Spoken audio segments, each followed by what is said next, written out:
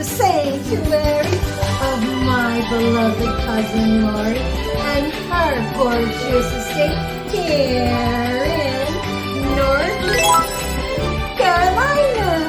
At the time of this recording, it is Friday, May 3rd, 2024. Hey, what's going on, everybody?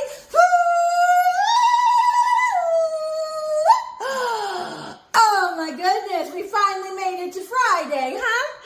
Hopefully it's a day of celebration, a day of feeling satiated with a wonderful, positive, upright work week, being ethical and everything.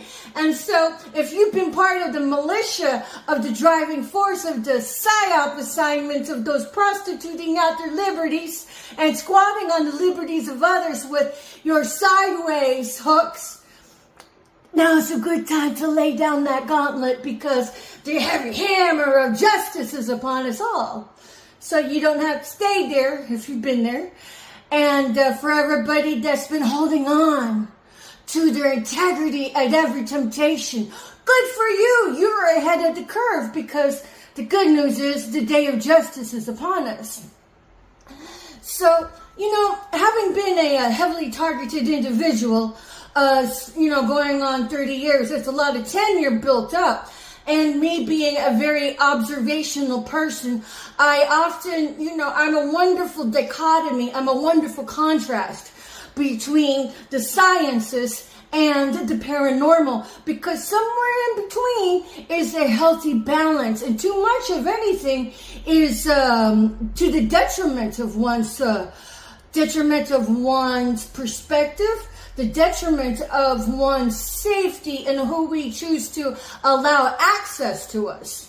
So it's a good balance. Now, back in the day, this particular video is going to be a little bit about my background biodata and how it relates to this day, this era of my experience of being heavily targeted. Back in the day, a lot of the dissension I experienced was between me and my ex-mother-in-law, Barbara Christine Lyles Regali. What's up, crusty cunt? I should never have been on your mind this entire time. If I didn't know any better, I would have thought you had a thing for me. Because who comes after their son's ex-spouse as long as you had? I'm like, it's not healthy. You're loco in the cabeza, honey. And then Norman Bates, you never had the balls to actually stand up to your mama whenever she would devalue me behind my back. That makes you a pussy, honey. Not to mention you're like right along with her with guardian keeping my pussy. Y'all shouldn't even be thinking about me in any respect. But then there's the gang stalking, which is usually rooted in the ideology of jealousy. So whatever, you jealous bastards. So back in the day, whenever me and Barbara would have dissension, my ideology was to make amends through writing letters. Because if you write a letter, you're less likely to be like, lash out in, the heat of the moment, because calm minds prevail. And whenever you write out your grievances, you have a chance to, defray any emotional charge you might have. Emotional charge is a nice political way of saying, man, you fucking pissed me off, and I've had it up to here with you. So, but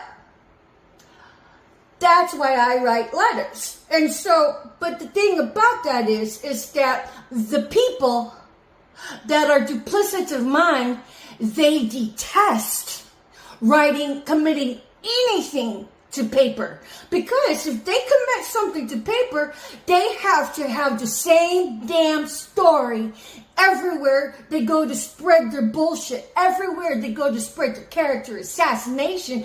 And God forbid they commit something to paper that would incriminate them being slanderous. So whenever I say, hey, I'm willing to work out the differences between you and I. So because, she was grandmother of my children, and I did everything I could to actually protect her investment as a grandmother and presence in their lives, but not at the detriment of self. How I felt like it was like she would be sucker punching me with all of the slander behind my back that nobody wanted to tell me about. But when I walked into the room, it was like the knee-jerk reaction of, ugh, man. And then these idiots that went along and bought her side of the story, which were giving me the cold shoulder, giving me the social pariah treatment. So they're taking sides without even coming to talk to me. So I'm all like this, okay, y'all want to make me the odd man out and the social pariah? Go for it. What can I do?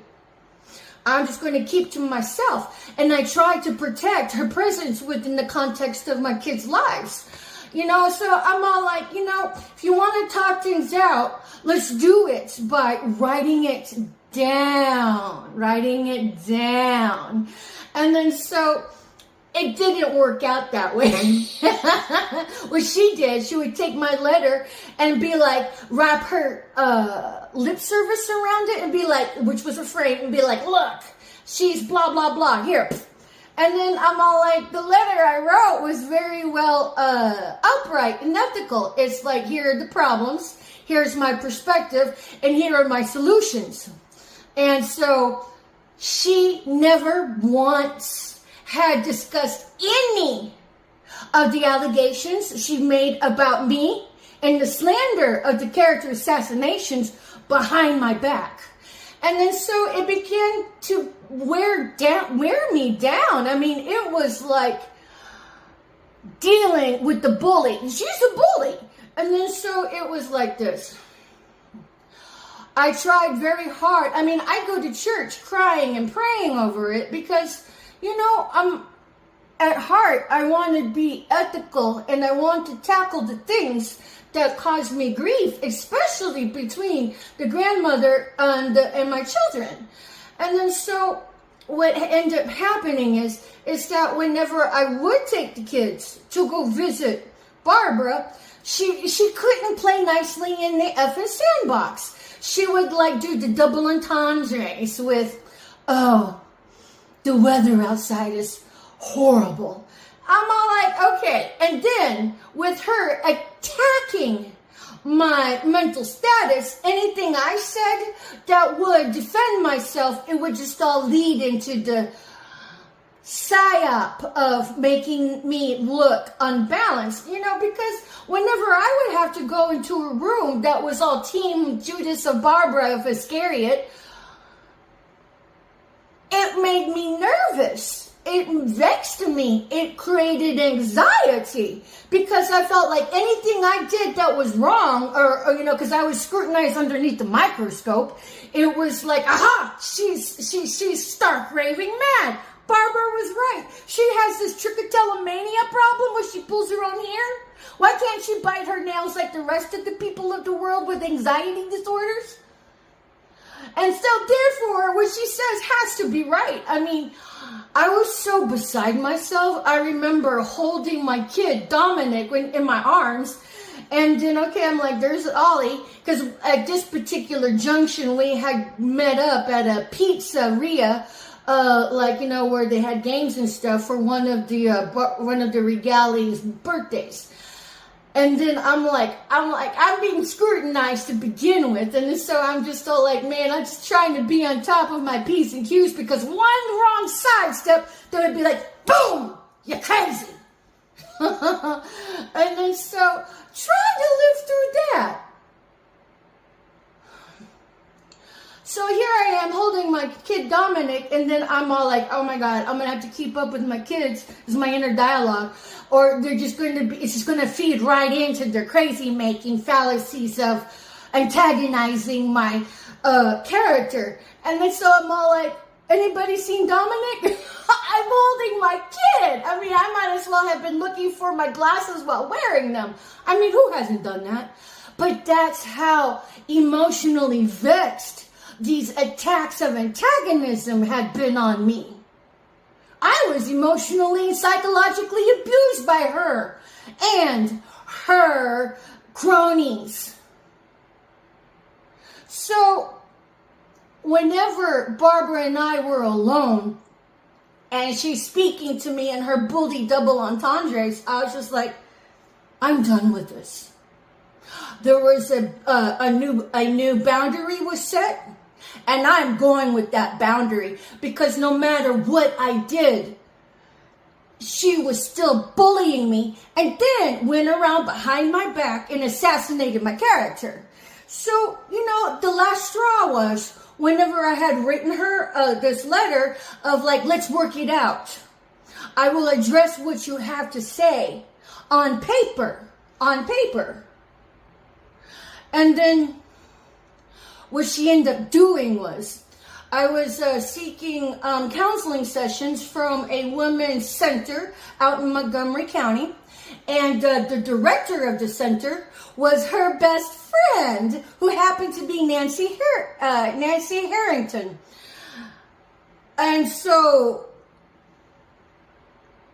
Nancy Harrington had breached HIPAA and spoke to Barbara about me without my permission, because she was the great reason why I went to go get counseling. I mean, it was like, she was one of the prime components. There was 3 of them. And then so I'm all like, I'm being abused by this woman.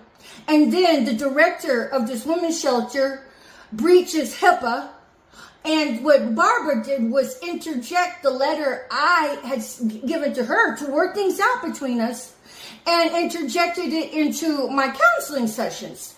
And I'm all like, and then nobody wanted to admit I had questions, like, regarding the situation. I had sent it registered mail to Nancy Harrington, to my counselor, and to this other person who was the lackey of Nancy Harrington, that relayed the letter I wrote to Barbara. I'm all like, and I told Barbara, hey, if you want to work things out, sign up for a counseling session somewhere and I will go to it. I gave her 2 possibilities of how to work things out between us. But as my perspective has become, has evolved to this point in day, she wasn't interested in really working things out. She was interested, in my opinion, in just procuring favor to bully me through unethical methods. So whenever the letter was interjected into my counseling sessions and HIPAA was breached, I went to file a complaint on Nancy Harrington. But so what happened was, she did not have a degree, and she was more or less grandfathered into the position she had, because she'd been there for so long that whenever the status of criteria had shifted into becoming a degree position, she did not meet that, but she'd already been there. So now, had she had a degree, I could have followed up on filing complaints of HIPAA, a violation of HIPAA. And then so, since the Montgomery County Women's Shelter had violated my confidentiality by even speaking about me without my permission to somebody, when I'd gone there because of the abuse that woman was antagonistic of me of, I'm all like, I stopped going there as a patron of receiving community resources of counseling. So, which leads me up until this point. It is my objective opinion that when you're dealing with a narcissist, when you're dealing with toxic individuals, they will refuse to commit anything to paper. Let alone if you have a grievance with somebody and then you commit it to paper, you're saying, this is my allegations and it will never change. It will never change. between accounts of person to person to person to person. It will be the same thing across the board. Now, but when you're dealing with a sociopath, psychopath, narcissist, they will refuse to put anything to paper, let alone have it signed and dated and notarized. And then let alone attach a registered mail for the paper trail of it. Let alone put the tracking number on the body of the letter to say, this was my grievance and I committed it to paper. Now, dealing with employers that a third party comes in to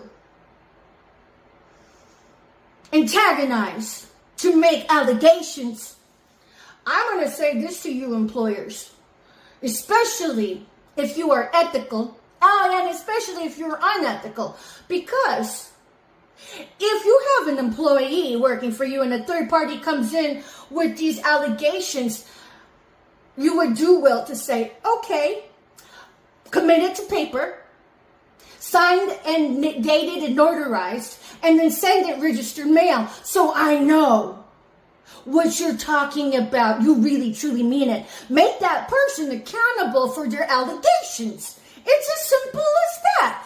And if you're not about the allegations, well, then it's just fairly evident through the pertinent negative that you refuse to be upright and ethical in practices so you can take the underhanded way and then bully your targets to death out of a career through being blackballed. So what? So employers can get their grub down from the Nazi gravy train of targeting of the individual? This is why it is very important in this day and age, especially if you're being targeted by somebody as an employer and you want to apply boundaries, commit what you say to paper and then have it notarized. And then send it registered mail so you have the paper trail to say, I had addressed these grievances with so-and-so at this person, and then go walk into the person's office with the hard copies of your signed papers of your accounts, of your observations, of your allegations. So any employer that would entertain a third party accusation of somebody that works for you, you need to bounce their booties out of your office and out of your hair if they're not willing to commit their allegations to paper. Because the crux of this sacrifice circuit, targeting of the individual, community harassment, this is all done from the shadows of throwing the rocks and hiding of the hands. Bitch, I suggest to you, you need to hold these miscreants accountable for their allegations. And if they can't commit anything to paper, well, there you go. You know they're a miscreant. So God forbid any employer entertains third-party accusations on any of their employees without the person creating the allegations to commit their allegations to paper. Because the sacrifice circuit of this organized community harassment of targeting of the individual, which is hate crimes that are done through PSYOP assignments, the crux of it stonewalling. It's like, okay, let's accuse this person over here of X, Y, and Z, but never tell them they're being accused of X, Y, and Z. That is stonewalling. That's psychological abuse and psychological torture. So, God forbid anybody out there has contributed to the stonewalling of a person. You all are accountable for that. And I'm all talking about everybody who's worked on my case. Honeys, where the fuck have y'all been? How come nobody's come to bridge the ambiguity of my life? Of me being this fucking Truman Show, First Key Homes. Allegedly. Where are you? Nobody's come to fill in the ambiguity of my case, but it's okay. I believe strongly that the Most High is on the throne, and that everybody who has an accountability, if you know it, you need to come talk to me. You need to report that. Like I said, with the prescription of make your video confessions and observations, upload them to public platforms on the internet, such as YouTube, Facebook, Vimeo, wherever, and then make signed written affidavit, notarized statements of your observations and your allegations, commit them to paper.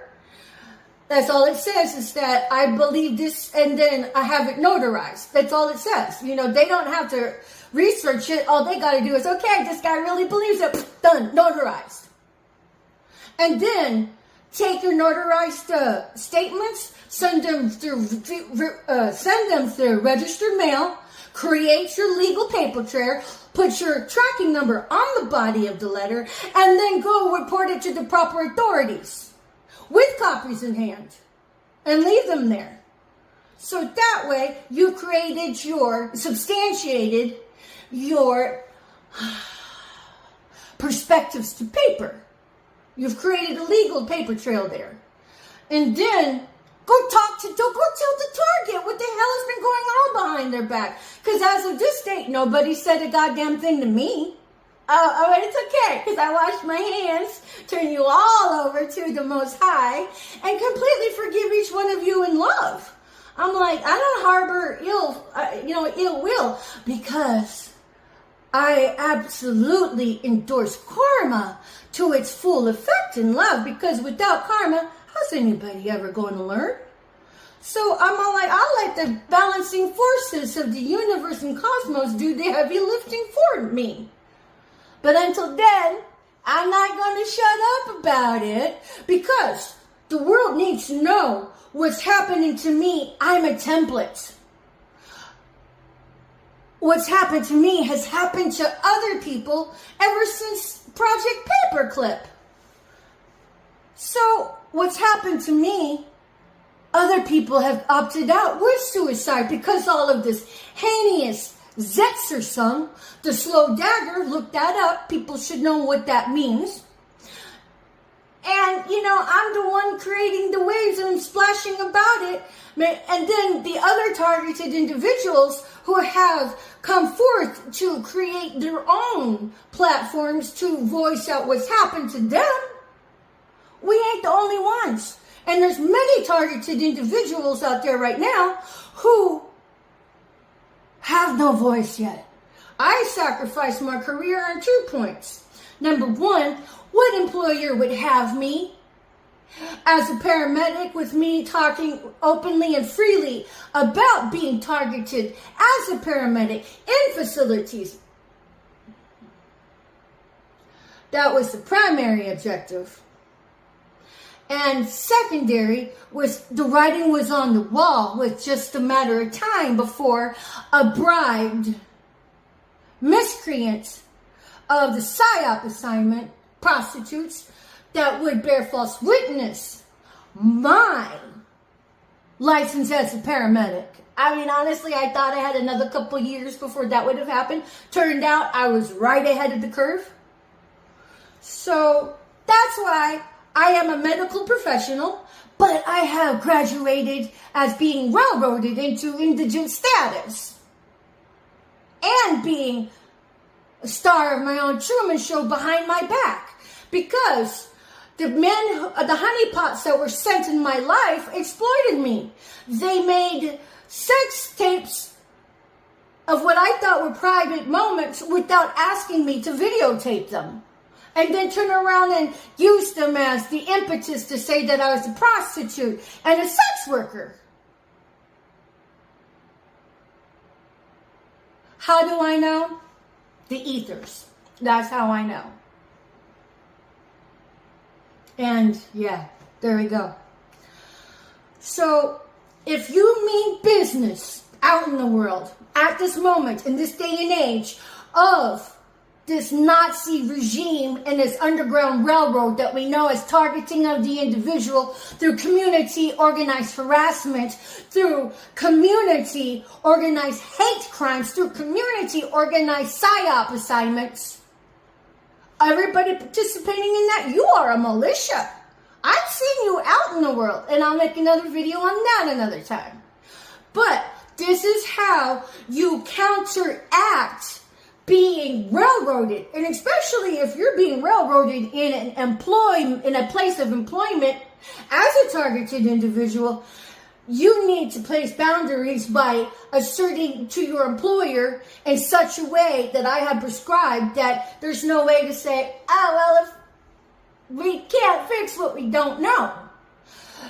Because these people lie. They're two-faced. People participating in it are two-faced as fuck. They're psychotic because they've been offered the grub down of the almighty dollar. So, this is why I submit to America how important it is to document your observations and the allegations made against you and how you counteract that in a place of employment or otherwise. And then, anybody that has any allegations against somebody, I'm like, bitch, commit it to paper. And if you can't commit it to paper, that's because you're part of the PSYOP assignments and you don't want to be held accountable for your allegations. That's how you know if somebody means business. And then, if somebody has falsely made a report on you, the law has to hold the accuser accountable for that. Otherwise, it's a sham and a dog and pony show meant to destruct a person rather than hold the accuser accountable. Everybody that has made an allegation on me, those people need to be held accountable for that. And if they're not, well, that says more about the judicial system than it says about the accused.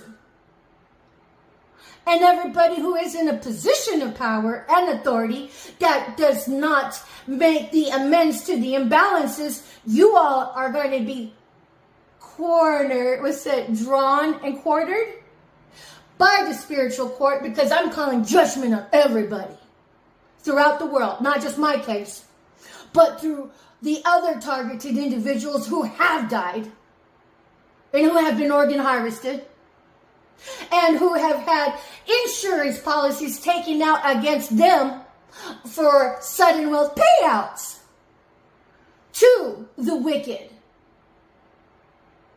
That should be fun. So, if you have found yourself on the dishing out end of being the puppet of the Nazi regime for being the psychotic PSYOP assignment prostitute, and you want to go straight, you go straight with telling the truth. Because unless you tell the truth, it's just lip service. And you will be treated as the rotten pig of Babylon that you have been enacting. So, but this video has been about walking your talk. And if you have an allegation of somebody, commit it to paper. And if you can't commit it to paper, well, you're just lying. Because liars, psychos, sociopaths and psychopaths, they will refuse to put anything on paper. So, thank you for watching. It's been Patricia Ann Lansing Regali, Chief Little Flower, coming at you from the privacy, the safety, and the sanctuary of my beloved cousin Laurie and her gorgeous home in the state here in North Carolina. Peace. Bye for now.